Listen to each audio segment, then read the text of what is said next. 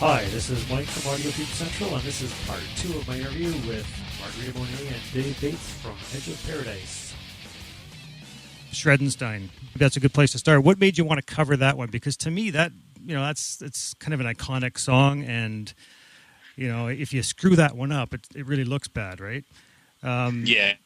What made you pick that song to cover? I know you've covered a few others, but why the Edgar Winter track? I've always liked that one, and I've heard other people do it, and they always do it exactly the way it is, and there's so many instruments in there, and right away I thought, well, I'll just put all the instruments on guitar, and it'll be different, So once I got going, it was fun to try to experiment and see, what I could squeeze in there, and then, it became the Shredenstein, and it was just one of those things that I got involved in, and it was a lot of fun to do, and I like the idea that it was one of those songs everybody would know, and if I screwed it up, so it made me really focus on making it as cool as I could.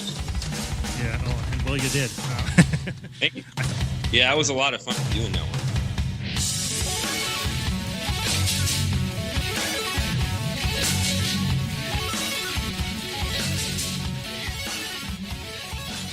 I was wondering what made you want to get into playing music and performing, and maybe what were some of your biggest musical influences? Well, for me, growing up, Randy Rhoads was a big influence on me, and Eddie Van Halen, that made it appealing to me. I was never into rock or metal music before because it was just not introduced to me. I was a classical pianist for a long time, and then when I moved to LA, Dave kind of forced me to be one. No, but I was working with a producer, and I really love heavy music, and I was working on the song, and I really wanted to be heavier, and we really needed guitars, and that's how I met Dave. And Dave asked me to be part of be in his band, and he had some music, and it was all heavy metal, So that's how I kind of got into heavy metal, and I always loved Black Sabbath and Ronnie James Dio. That's one of my biggest influences. I just love heavy music. Yeah, and heavy in the sense of an emotional content. Emotional. Not just heavy, turn everything up and go crazy. It's kind of we're trying to be theatrical and build. Yeah, and have some message across, and because music is for basically expression, right? So if there is some expression to be made, it has to be heavy and deep, or it can be, It can't be light. Yeah, it just has to be to the fullest. That's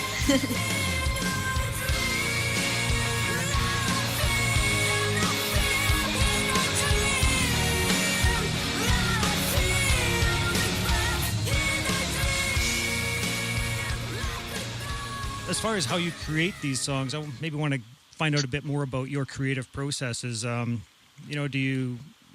do you begin a song? Like, does Dave write music and you add some lyrics, or does you just? That's the way I prefer to do it. Okay. I like to play guitar and I really like to solo, but it's more about getting an idea and then seeing where it can grow into. So for me, when I get an idea, I'll put it down. I'll just start moving stuff around and like playing it different ways and experimenting with maybe some different scale options, maybe some different grooves, and it grows into its own thing. And that's like the coolest part of it for me. Yeah. So now I have to deal with Dave's ideas, but which are usually really cool. Once he molds an idea, then I come up with some vocal melodies, put some keyboards on it, to enhance some melodies. And then we shape it into, a structure of a song. And then along I write the lyrics that reflect whatever the music's reflecting.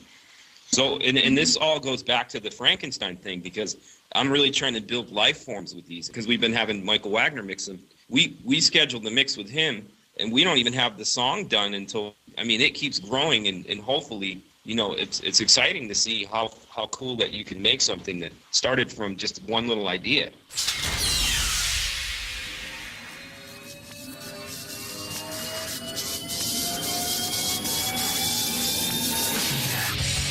And here ends part 2 of my interview with Edge of Paradise's Margarita Monet and Dave Bates.